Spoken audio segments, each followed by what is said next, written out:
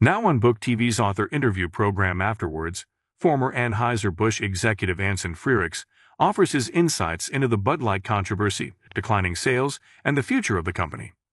He's interviewed by Competitive Enterprise Institute senior fellow Richard Morrison. Afterwards is a weekly interview program with relevant guest hosts interviewing top nonfiction authors about their latest work. Thanks for being with us. Thanks for having me this morning. Now, your book covers a lot of territory, from 150 years of an iconic American company to 20-some years of your own career, and a great deal of changes in corporate America and globalization and some environmental, social, and political themes that have been becoming more dramatic and controversial in America in the past 10 years. So with all of that, which hopefully we'll get into all of it, the real question is, why did you write this book? Why did I write this book? Because I think there's been really a lot of things that have gone wrong in corporate America over the last 10 years. I think corporate America, which used to be a really unifying force here in the United States, where people could come together based off of really a mission to try and achieve the mission of a company. And that's what they came for. And people, it didn't matter if you were black, white, gay, straight, Democrat, Republican, used to come into the workforce. That was something that actually brought us together. We usually had our politics outside of the workforce. And then really over the last 10 years, really kind of those two factors, they combined together. You had corporate America getting increasingly politicized. I think it fractured this country more than it's been fractured in the past. And I think that we saw a lot of bad things that happened when corporate America got involved in a lot of political issues, whether it was companies advocating to defund the police or overturn election integrity laws or get involved in certain transgender ideology as well. I think it was frankly bad for business and bad for American free market capitalism, which has created some of the most prosperous and wealthy societies in the history of the world. But then also I think it was bad for our democracy that we live in. Instead of individual citizens being able to vote at the ballot box for initiatives that they want to see enacted in their local communities, all of a sudden they had large corporations, CEOs, others opining on a lot of these political issues. So the book is really about kind of what went wrong in corporate America over the last 10 years, how it led to a more fragmented society. I think most importantly, what can we do moving forward to get back to a society where we have business focused on business, we have government focused on government, and why that's going to be good for the American experiment moving forward. You know, so it's interesting. I found it fascinating that although you voiced plenty of concerns and complaints along the way with some of the companies you worked for and the bosses you've had, that I feel like your book is kind of a love letter to corporate America, or at least what it could and should be. And I think that might maybe surprise some people who think of the corporate world as being boring or drab, or that it's not exciting. It's all about bean counting and things like that. And so I wonder, how would you talk to a skeptic who sort of has a negative view of life in corporate America, and describe how being a corporate executive can be fun and exciting and fulfilling? Yeah, I think most importantly, I think it's a love letter maybe to American capitalism. And here in the U.S., you can come in, you can create amazing companies. Each company usually has an amazing entrepreneurial American dream story. I think Anheuser-Busch is one of those, started by a couple of immigrants in the late 1860s, 1870s. It survived things like Prohibition over the years and went on to thrive, and they created the world's largest beer company. And I think from a corporate standpoint, I still think there's something to be said that most people in this country, they continue to work at large companies, large organizations. Large organizations, they provide a lot of stability. They provide good income. They provide a lot of innovation that we like to see in the U.S. And for a lot of people, it's an opportunity to advance in your career, to move up, to get promotions. And so there's a lot of things that I think are good about large organizations and good companies. I think a lot of those things were really lost over the last 10 years. When again, corporate America sort of lost its focus, it lost its mission, it lost what it was supposed to be doing, which is creating great products, services, serve its customers, serve its shareholders. And we got lost in towards this more we can get into a little bit of stakeholder capitalism model where businesses are supposed to be everything to everyone, ultimately ended up serving nobody. And the people that really lost were the American consumer. And I think a lot of employees at companies as well ended up losing their jobs when companies, they lost a lot of customers. And I think Bud Light was became the poster child of this movement, where instead of a marketing campaign that brought people together, alienating millions of customers, Company lost billions of dollars of shareholder value. Thousands of employees lost their jobs across Anheuser-Busch, its suppliers and its wholesalers. The company's not better off for it. So that's the bad part of corporate America. But I think the good part is there's a lot of things companies can do to create jobs, create innovation, create products and services, be parts of communities, provide stability. And that's, I think, the good part of corporate America that I want to bring back. Yeah, and corporate America is part of it. But of course, a lot of the biggest companies that we know and that are in the headlines are global international corporations. And, you joined Anheuser-Busch, an iconic American company, probably one of the most famous brands out there, early in your career. But most of your time, as you describe in the book, was spent working for bosses from Brazil and Belgium, since Anheuser-Busch was bought by the larger company InBev many years ago. So you talk about, which I thought was very interesting, not always taking the American side, but pointing out that Anheuser-Busch, as an American company, has its advantages and disadvantages, and the big conglomerate InBev had its own pluses and minuses as well. How did that sort of ferment between a traditional American company and a big international conglomerate? What effect did that have on your career, and what does it say about American capitalism if some of the most famous American companies aren't really American owned anymore? Yeah, I think there's a couple issues at this point. I think where we're heading going forward is we're heading much more towards sort of a companies need to have American values. We're obviously heading more towards a Donald Trump America First agenda. And maybe over the last 20 years, when you had organizations that might have been more global organizations, companies were coming in buying American companies, had part of more of a global agenda, as long as they at least shared somewhat American values, American cultural values, abided by American laws.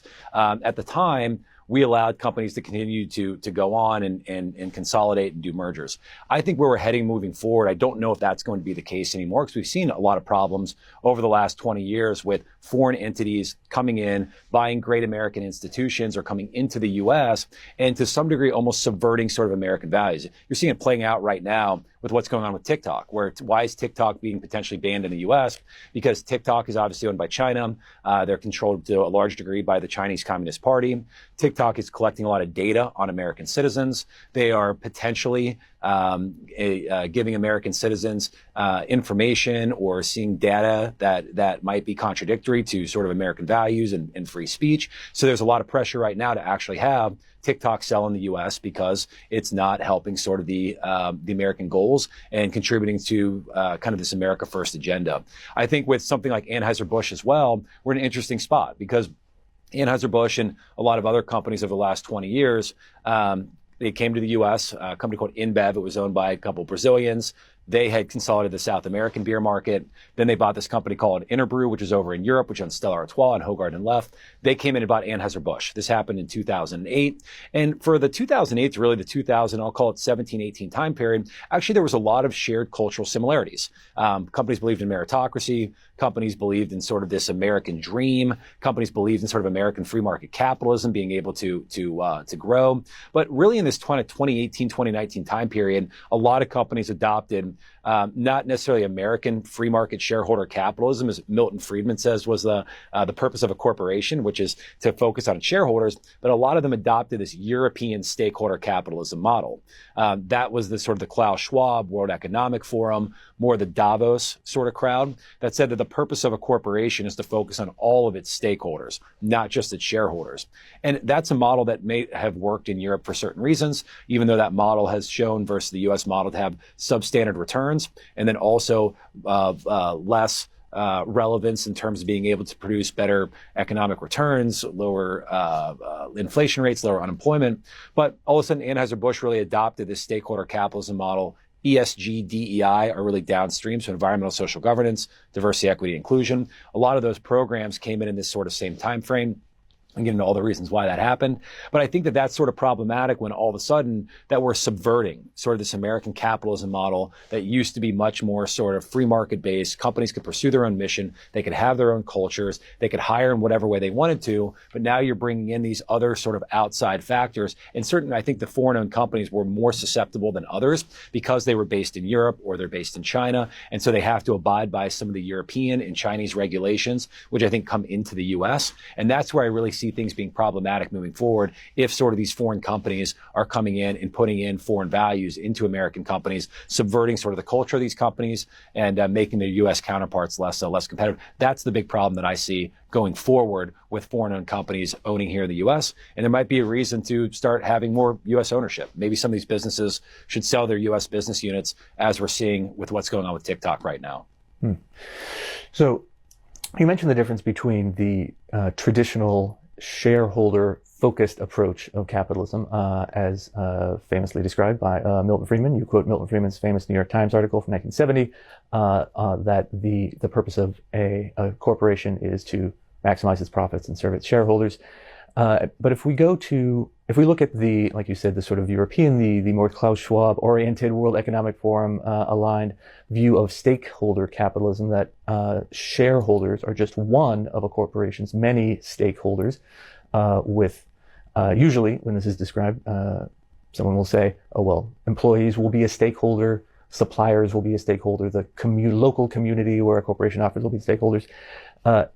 Those are often suggested, but of course they're not exhaustive. And so I wonder if you could talk a little bit about the stakeholderism, so this idea, and who gets to be a stakeholder. Does anyone who raises their hand and says, I'm interested in this corporation, become a stakeholder? Or corporations still able to define for themselves who their stakeholders are, who they consider important? Yeah, no, that's a great question. I think that really gets the heart of this book is ultimately what is the purpose of a corporation and who does it serve? And I think even more importantly, who does it not serve? And in the traditional American view, you have Milton Friedman, 1970s, again, famous New York Times op-ed. So the purpose of a corporation is to serve its shareholders. How does it, and who are its shareholders? These are the people that actually have an ownership interest in the organization. And then how does it serve its shareholders? Well, it makes great products, services, that creates revenue, that allows the company to hire more employees. Those employees, they can create more products, which leads to more revenue, more innovation. The company can continue to grow. It can pay taxes, and it can do all the great things that a corporation does. Then that happened in the 1970s. What's interesting, at the same time in the 1970s, there was this European model that took hold over in Europe. And this is this stakeholder model, as put forward by Klaus Schwab, the World Economic Forum, the Davos crowd, which said, no, actually the purpose of a corporation is to serve all stakeholders. And those stakeholders, as you said, are not only the shareholders of the organization, but those are employees and those are the government. They can be activists as well. They can be community members, people that don't necessarily have ownership interest in the organization, but they are impacted by the company. And of course, in both models, the shareholder model with Milton Friedman, of course, a company has other stakeholders that are involved in the business, but the one that they hold above all other are the shareholders. You do what's best by shareholders, and then generally all the other stakeholders will benefit long run. Whereas the stakeholder model says that all stakeholders are essentially equal. It doesn't say if shareholders take precedent or employees or the government or activists or community members. So it's always been somewhat ambiguous and nebulous. And I think both systems purport to do two things. And those two things are create better economic returns for the company and create better societal outcomes. And I just take a look at this and I take a look at both broad-based kind of US versus European systems over the last 40 years. Let's talk over the last 40 years. And if you take a look at sort of broad-based US stock market returns over the last 40 years, take the S&P 500, and you compare that to its equivalent in Europe, the S&P 500 in the US has increased on average by about 10% a year over the last 40 years, where its European counterparts have increased by 7%. So that's a big delta. That's 3%. That might seem not like a lot to you, but if you had a $100,000 retirement, for example, in 1970 and invested in the U.S., it'd be worth $4.5 million today. Whereas if you invested in Europe, it'd be worth $1.5 million today. That's the difference of the compounding of interest. So the U.S. system works well there. And then the second piece is, okay, well, what was better off? Was the U.S. societally better off than Europe? I think on almost every single broad-based prosperity metric, whether it's GDP growth, whether it's per capita income, inflation rates, unemployment rates, I think the U.S. has beaten the European stakeholder model on that piece as well. So in terms of, I think, kind of why is that? Well, it was just very clear of what companies in the U.S. are focused on, what their mission is. They're focused on shareholder returns. And then there were a lot of other tangential benefits otherwise. Whereas in Europe, a lot of companies got distracted. A lot of companies were trying to do things not necessarily for the mission of the company or to make dollars for their shareholders, but they might have some sort of other piece where they're trying to work with community members. They're trying to work with activists. They're trying to work with governments. I think that's distracting to a lot of businesses. And then ultimately it just shows when they're not as competitive, they're not able to grow as much. And then also I don't think the European continent benefited either. And a lot of people have wondered, to the extent that there's been a significant shift in American corporate governance towards what you call, the European model, the sort of World Economic Forum model over the past several years. Where did it come from, and why? If on one hand the traditional American view is more the Milton Friedman view, why do we seem to have had a move in the other direction? And I think one of the things in your book that really connects to this, that may not be obvious to people who are just following the headlines from day to day, is the background of the mortgage meltdown and the Great Recession and the Occupy movement. Occupy New York, also here in Washington, D.C. There were 2 different Occupy encampments back then. I remember them well. What was the connection between that sort of rising hostility to big business, the corporate response to that, and then this sort of kind of creeping stakeholderism, if you will, in American big business? No, that's right. So if you take a look, going over the last 100 years or so, there's been much more of a gradual march towards more free markets, more free trade, more openness, more liberalism in capital markets. But there's blips along the way. And some of those blips can happen if there's a Great Recession, which kind of took in FDR's New Deal. And then there was other blips that have happened along the way, which have led to more government regulation or more tightening. I think one of the last times there was actually kind of a blip in this march towards more free markets, more capitalism, more interdependence was really what happened in the Great Recession. If you recall, during the Great Recession of 2008, 2009, you had a lot of the banks that they had lent money, subprime mortgages to a lot of individuals. A lot of individuals lost their homes, but a lot of banks got bailed out by the government. And there was a lot of anger and a lot of angst when this happened. There was the whole Occupy Wall Street movement that happened subsequently, and a lot of banks were trying to look for ways to start repairing their image.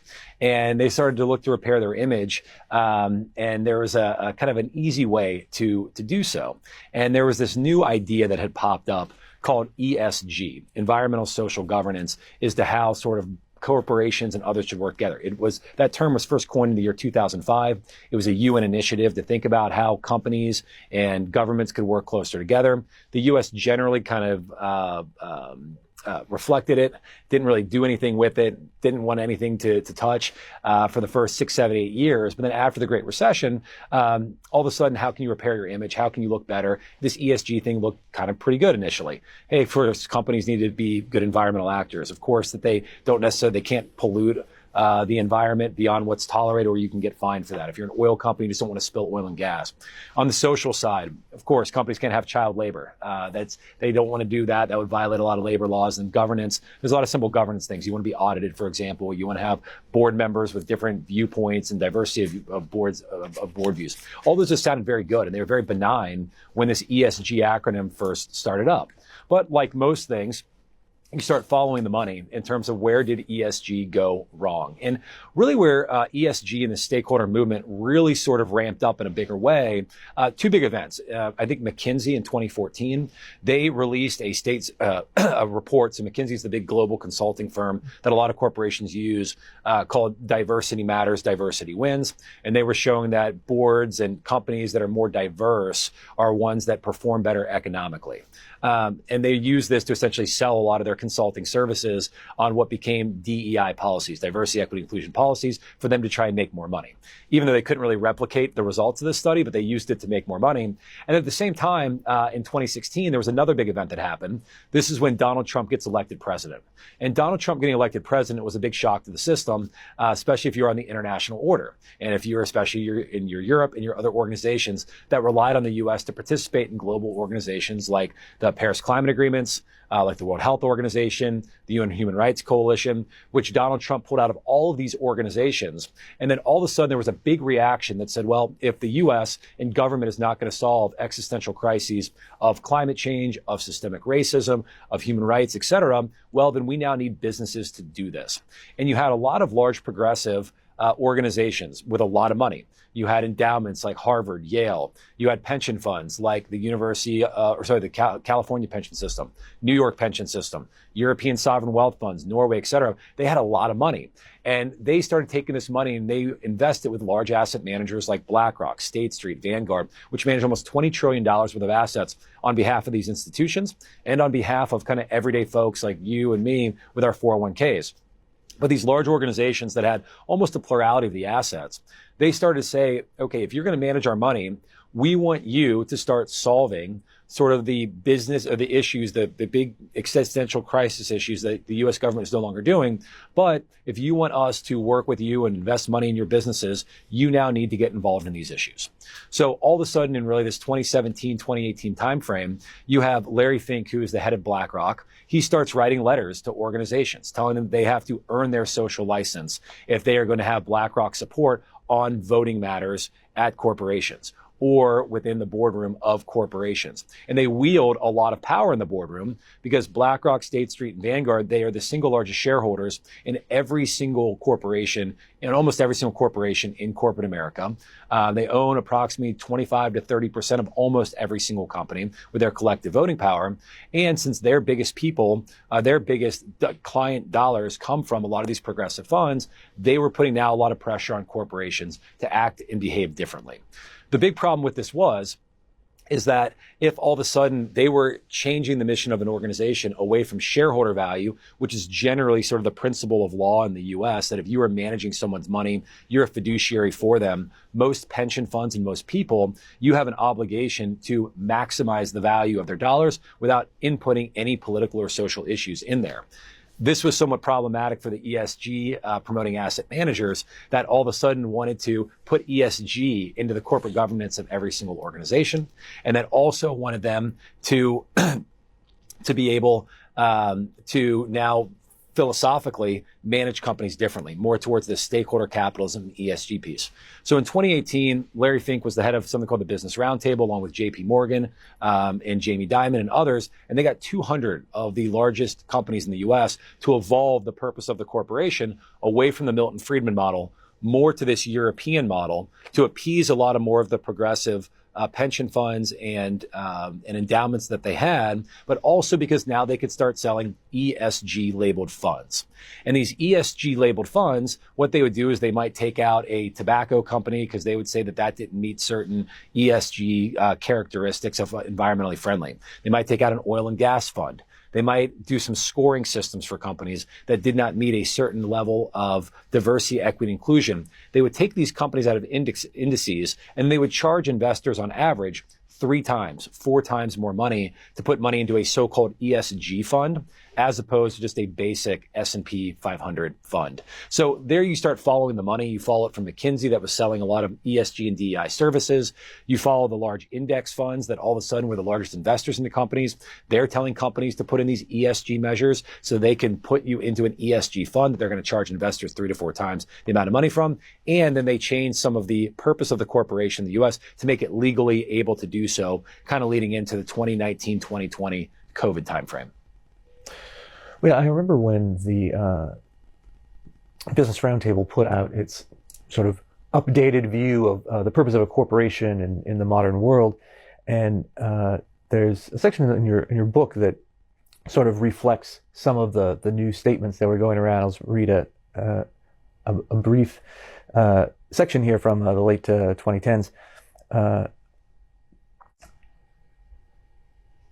In the first category were things like Anheuser-Busch's pledges to, quote, continue fostering an inclusive workplace so that underrepresented groups across our markets are not only represented but can succeed in business.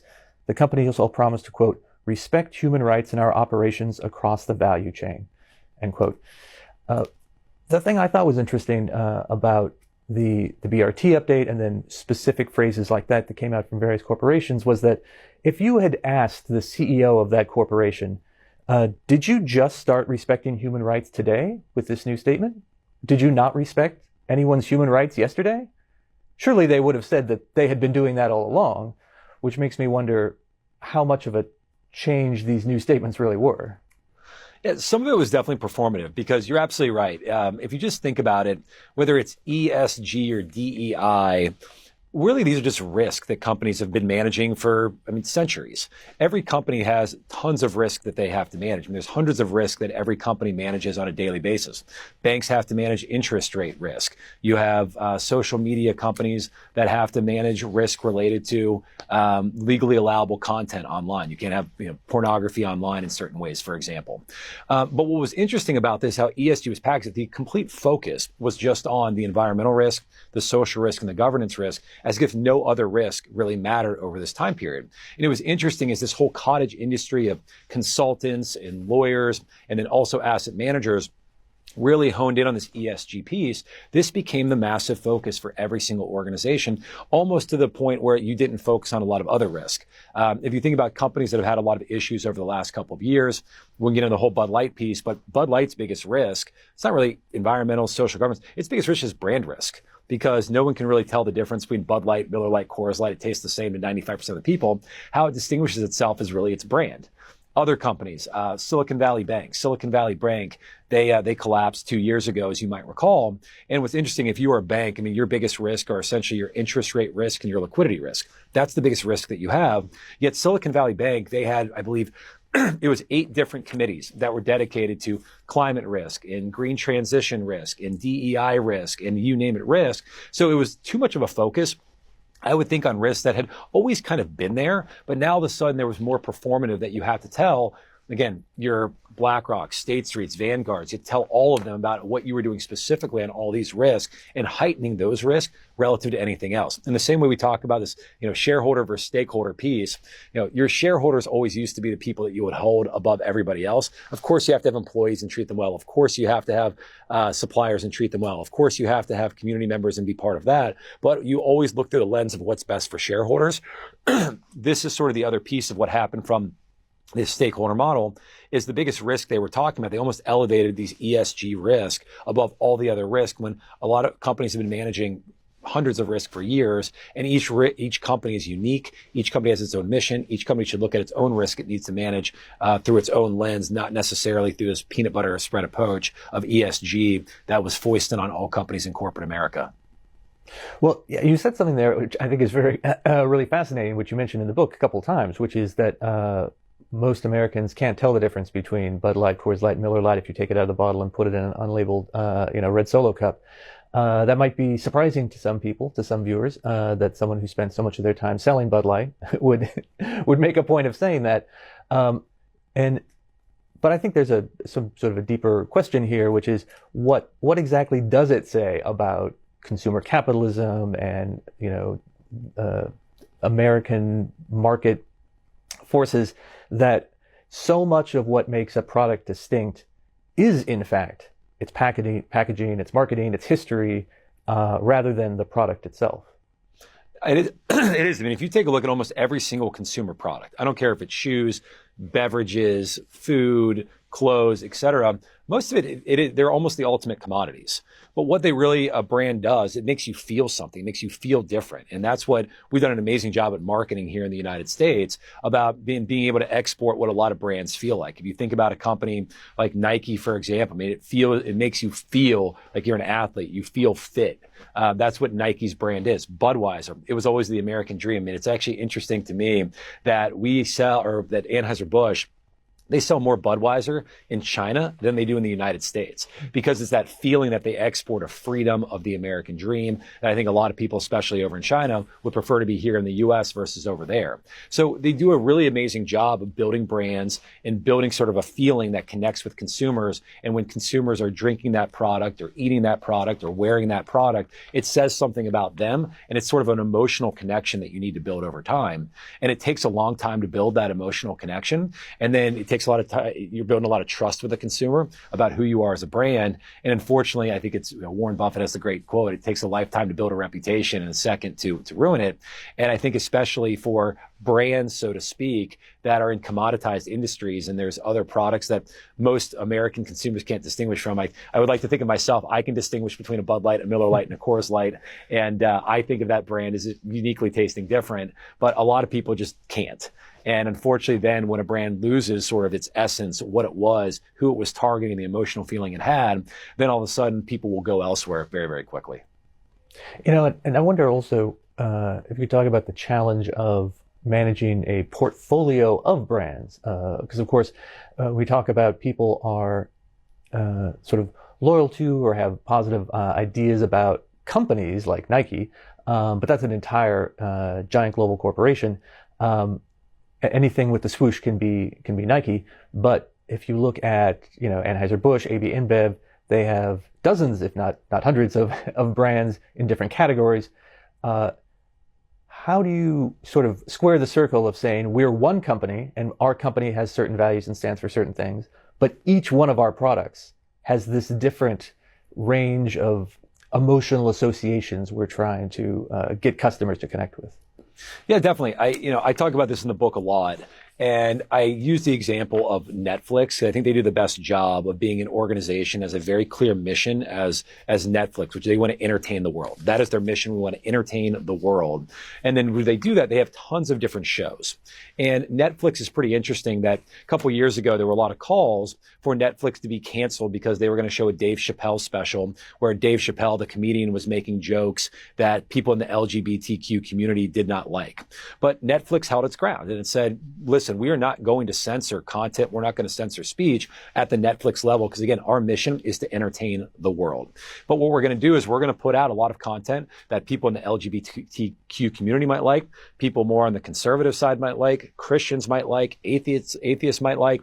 We're going to put out a ton of different content, but we're going to let the consumer choose. And that's how we think that we are going to authentically be able to carry out our mission. That's how we're going to be able to rebuild trust. And they came out with this excellence document as well, that they said, we want excellent individuals working here, and we want people that are okay to work on things that they might not be comfortable with, because you need to sign up for the Netflix mission. And if that's not you, there might be better places to be. And I think even for a company like Anheuser-Busch, the same rules and same logic apply. Just like Netflix, they serve a bunch of different customers. They have a ton of different content, a big portfolio. Anheuser-Busch is the same way.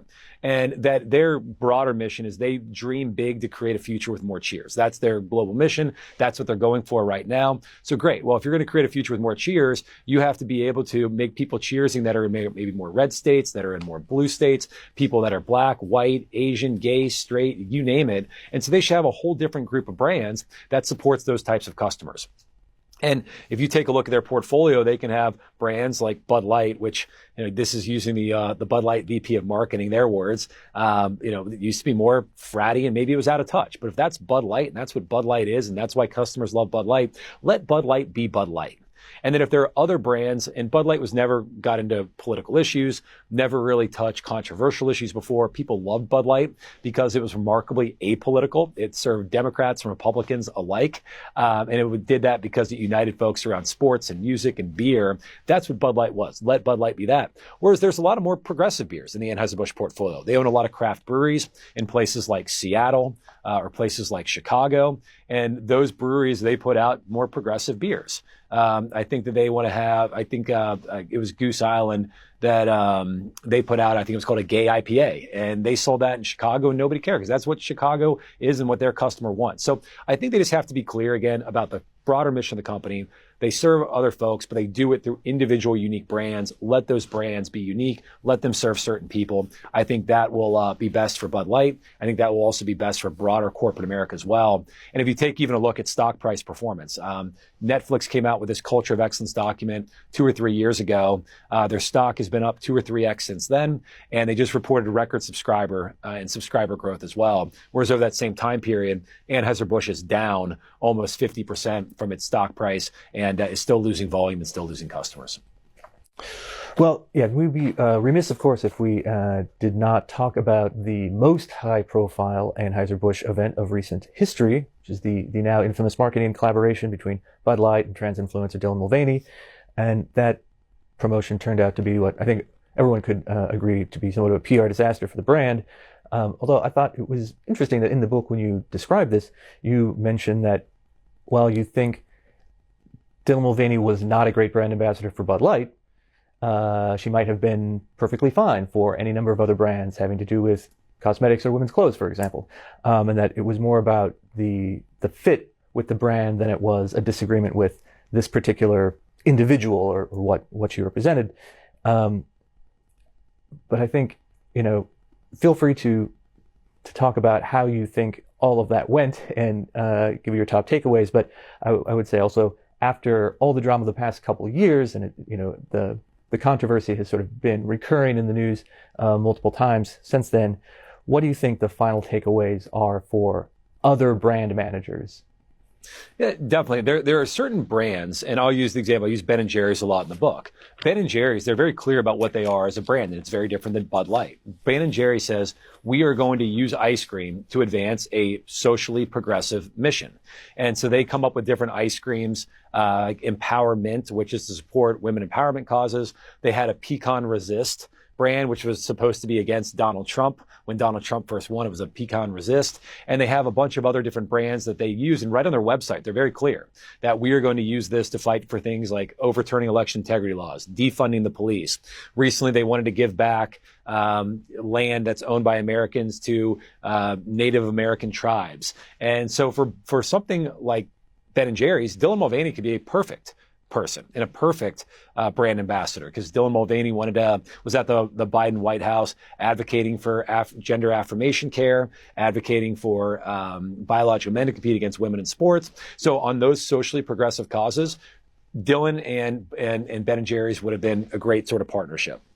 For something like Bud Light, which again never had any sort of controversial folks that were really associated with Bud Light, whenever there was controversy with Bud Light historically, they would usually kind of sort of put down the controversy really quickly and say there was an apology and a mistake. This happened actually as recently as 2014, 2015 timeframe, where the company, they had a lot of these labels on Bud Light, and the campaign at the time was being up for whatever. So when you're drinking Bud Light, you're up for whatever. You're up for hanging out with your buddies, you're hanging out and going to a game. But they put a lot of these labels on their beer brands. And those labels would say, again, the perfect beer when you're up for whatever, or the perfect beer for hanging out with your buddies for the night, the perfect beer for busting out a couple of your dance moves. But they had one label on there that said the perfect beer for removing no from your vocabulary for the night. And at the time, this was even kind of before the Me Too movement, but it was seen as kind of promoting removing no from your vocabulary, which wasn't seen right. It kind of got into a little bit of is promoting rape culture. And so there was a lot of controversy around it. The company very quickly, they actually apologized, said, hey, we screwed up. This shouldn't have happened. And they removed that beer and the labels from the market very quickly. And quickly then everybody moved on. They didn't fight it. They didn't run from it.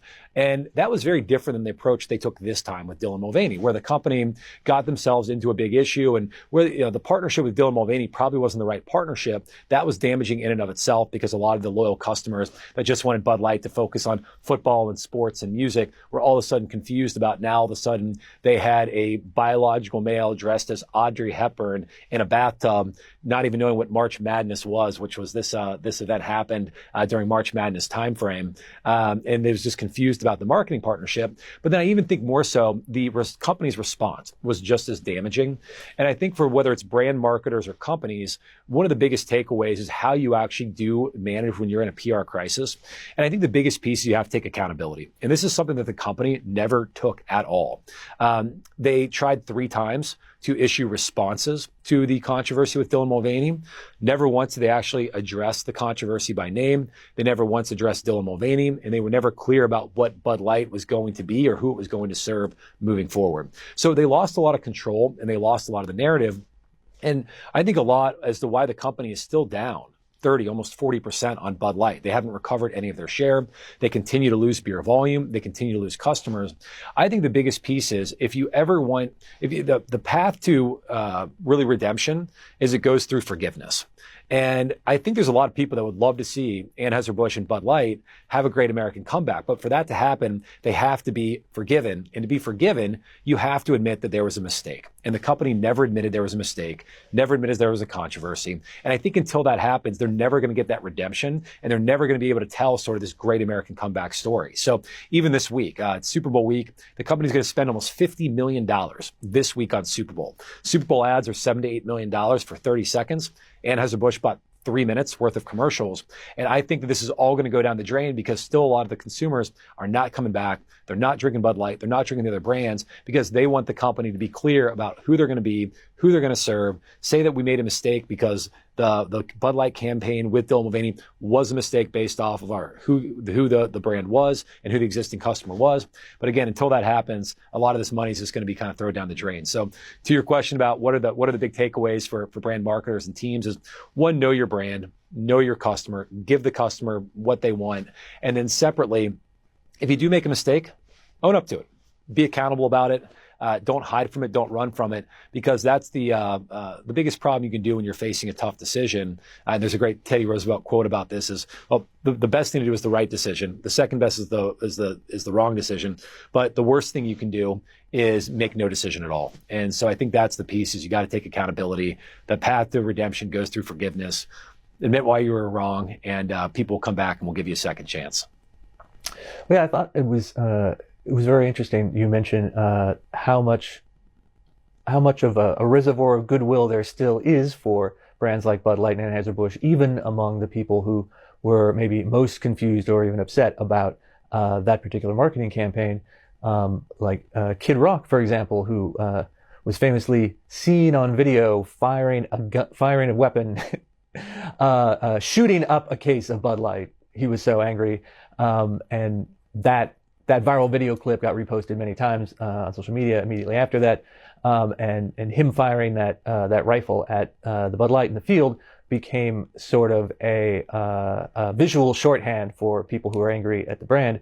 But you mentioned that even Kid Rock himself later said that he would love to bury the hatchet and endorse Bud Light, or be associated with Bud Light, and would want to see the company make a comeback. No, you're right. But the reason that is, which is interesting, is that Kid Rock himself basically got an apology and acknowledgement from the company that they screwed up. So Kid Rock goes on Joe Rogan's podcast and tells a story where he's at a UFC Ultimate Fighting Championship event, and the CEO of Anheuser-Busch happened to be there. And so they ended up meeting and getting together, and Kid Rock was kind of going hard at the Anheuser-Busch CEO, telling him how he screwed up, telling him how he made the wrong decisions, telling him how he needed to stay out of politics. The Anheuser-Busch CEO was kind of groveling, said, "Yeah, I know, I get it, but could we maybe grab a beer sometime and get together?"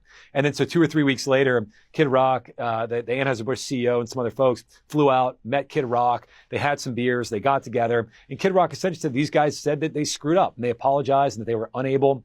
The CEO of North America was unable to give a real answer and to give a real mea culpa and to say, "I'm sorry," basically because of the DEI, the ESG, because of all of that pressure.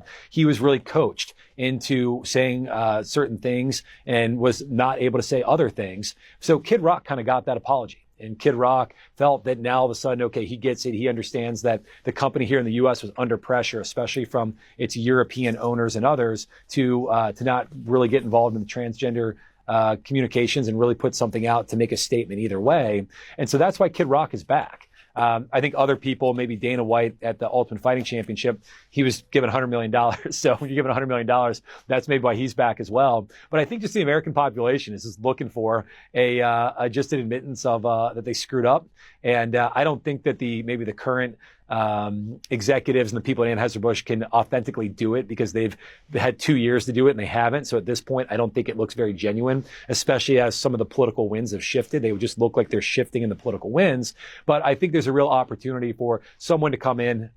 In my mind, I think actually the U.S. is better off, this U.S. business unit here, it's better off being sold. I think the Europeans and others who own it should sell the U.S. Who knows? Maybe sell it to Berkshire Hathaway, somebody like Warren Buffett who's sitting on a couple $100 million of cash, buy that U.S. business unit, get somebody back in here to talk about now this is back in U.S. hands, how it's back owned by Americans. We have American values once again. The company screwed up. The past is the past. But now we're going to write the next chapter of this great American success story, a company that's been around for 150 years. It's survived prohibition. It's going to survive the whole Dylan Mulvaney issue. But now it's got to get back to growth. So I think that's the path forward, and that's how the rest of the country can come around and see Anheuser-Busch in the same way that Kid Rock can, because you have to give them an authentic kind of apology and mea culpa.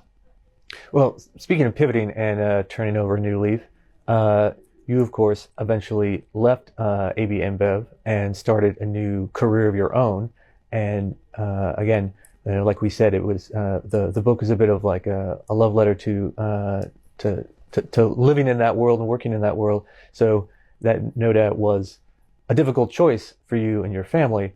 But talk to us about when and why you made that choice to leave Anheuser-Busch and move into your own new entrepreneurial world. Definitely. It was a very difficult decision. So I worked at Anheuser-Busch for over 10 years. I worked there from 2011 through 2022. So I left actually a year before the Dylan Mulvaney incident. And when I joined Anheuser-Busch, I joined them because the company the word they use more than any other one in the recruiting process were meritocracy, is that you can come in here, you can get results. Doesn't matter how long you've been here, what your national origin is, race, gender, sex, et cetera. Don't care. Come in here, get results, and then you can move up the organization very, very quickly.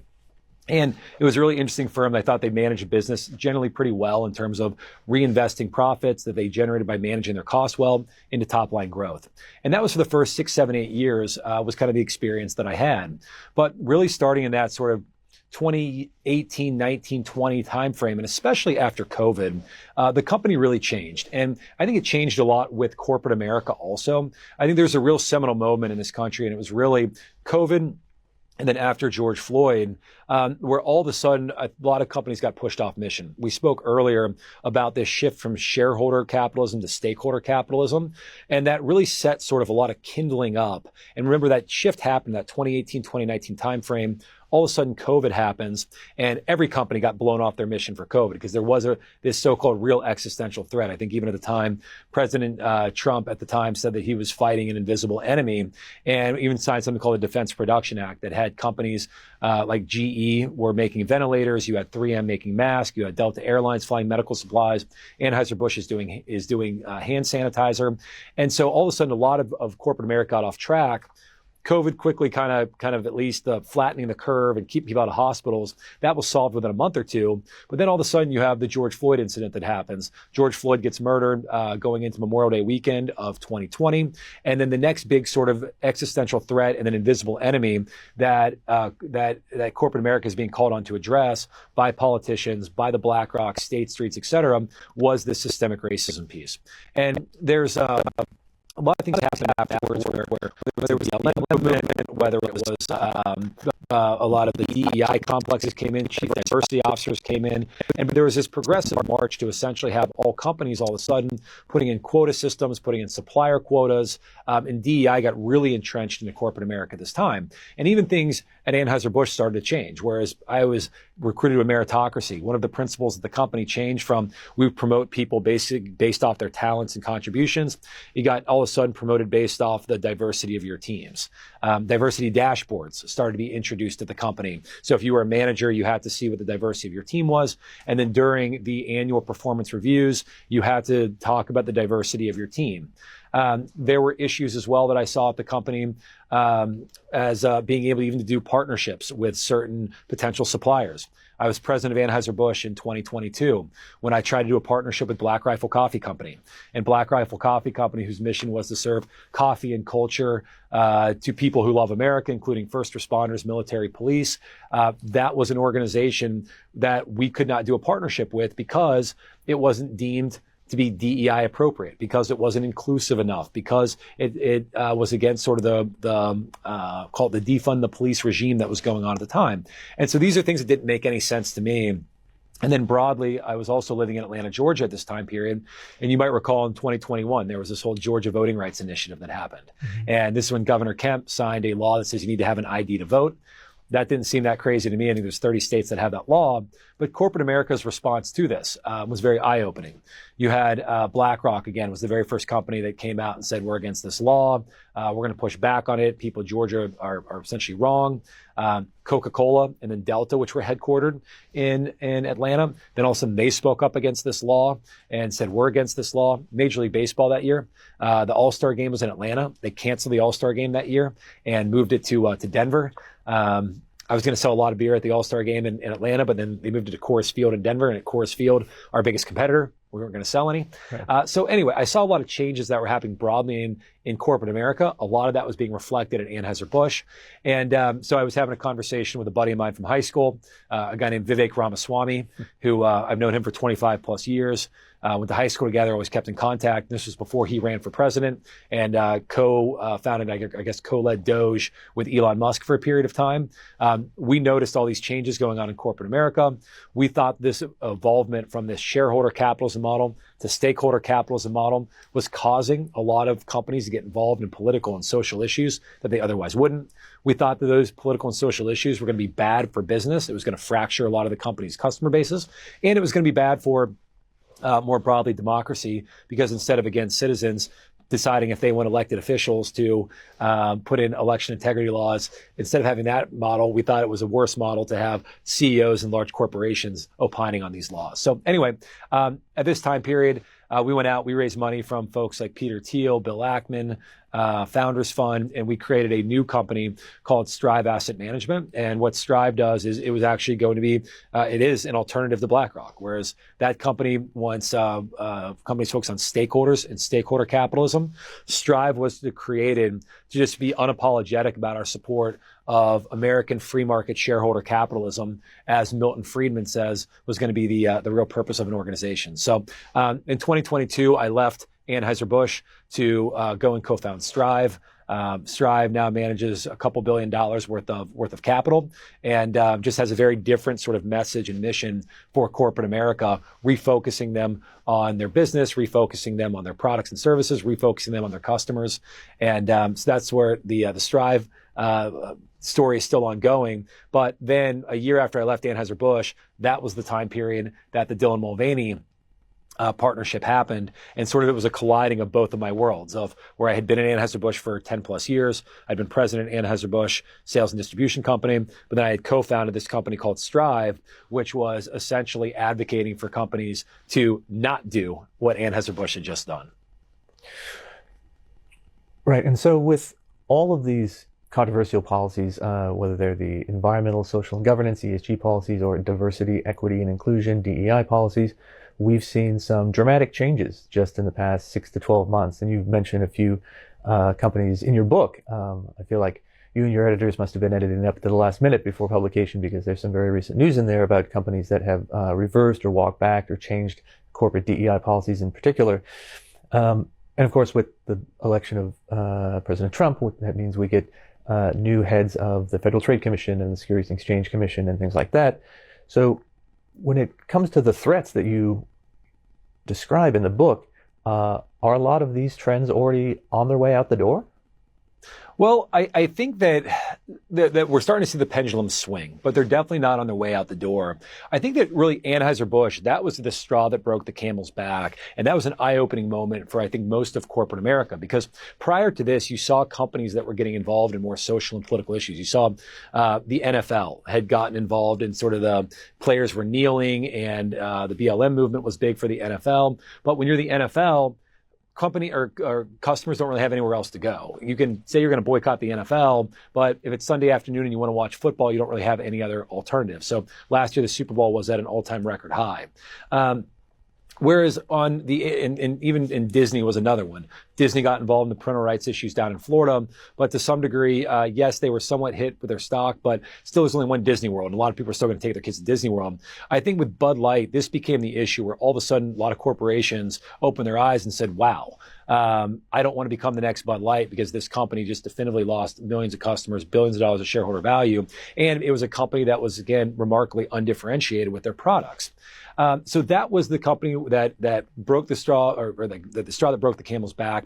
That's when you saw a lot of other businesses starting to retreat a little bit, really using Bud Light as the cover to say that maybe there's certain people that don't want companies getting involved in these controversial policies.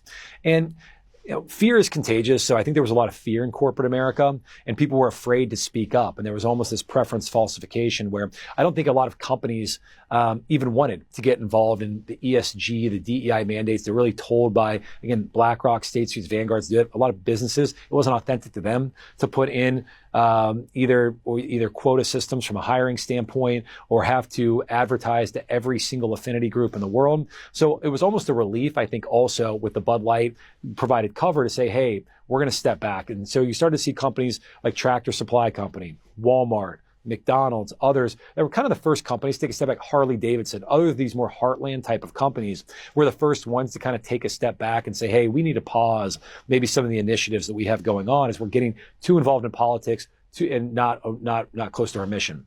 But what's I think been interesting is you've started to see a lot of other companies more on the coast even.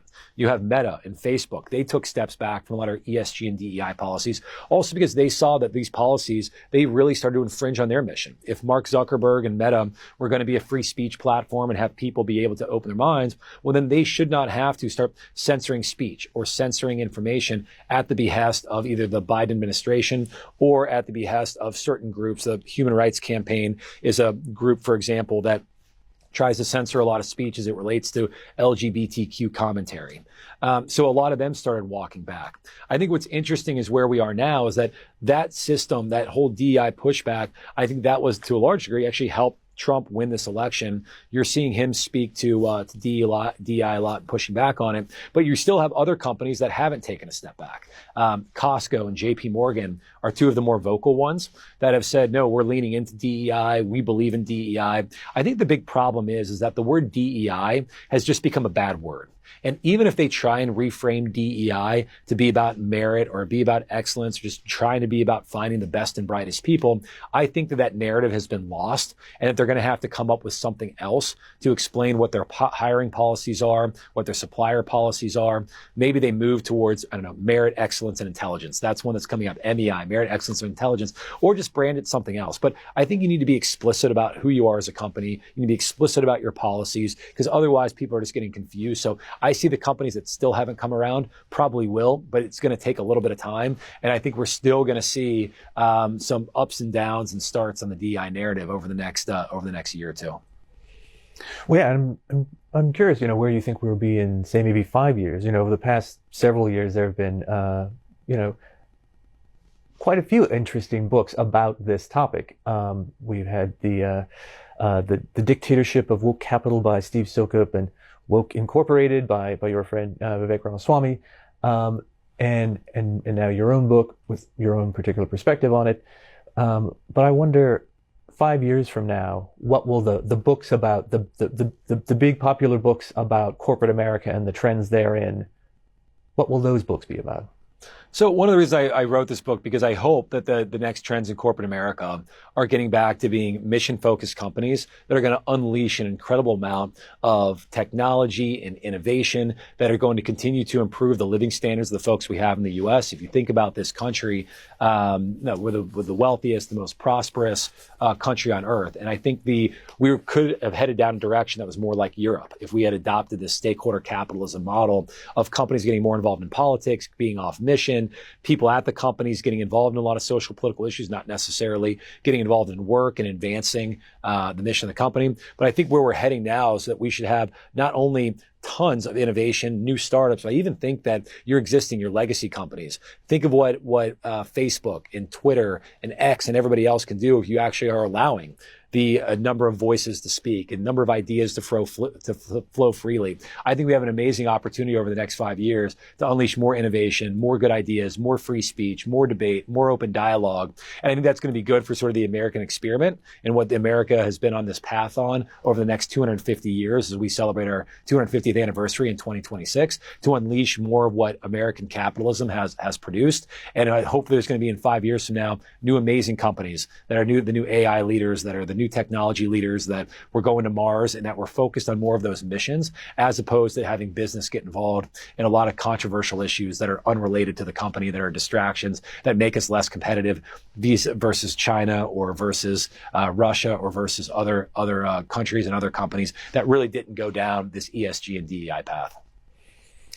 All right, Anson, this has been a fascinating discussion, and congratulations on the new book, Last Call for Bud Light. Thanks for being with us.